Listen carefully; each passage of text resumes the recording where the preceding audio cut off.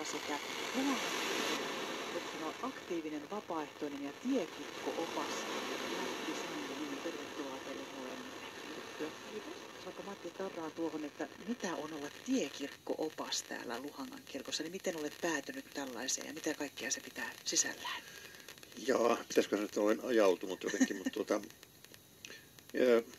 mä tässä, kun mulla on tuossa hautausmaalla on noita sukuhautoja, niin niitä hoitaessa niin tapasin tämän silloisen suntion ja ystävystyin hänen kanssaan ja sitten sitä kautta jotenkin kuitenkin päädyin tähän tiekirkkojoukkoon, joka veti tätä tiekirkkoa. Tämä on 11 vuosi ja ensimmäisenä en ollut, mutta nyt tämä on mulla 10. vuosi. Onnittelut, sekin on juhlavuosi itse asiassa. Joo, kyllä.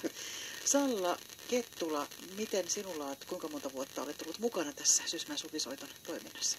En yhtään kokonaista vuotta. No niin. Mä oon aloittanut itse asiassa aika tarkkaan 4 kuukautta sitten tässä toiminnanjohtajan tehtävässä, mutta Sysmä toki on mulle tuttu paikka, kun täällä on mun kumivanhemmat asuneet koko ikänsä tai siellä, missä nyt olen Luhangassa. Ja sitten mun oma äiti. Lapsesta asti, kun on Heinolasta kotoisin sitten taas, niin käynyt suvisoiton konserteissa muun muassa. Se on muuten tässä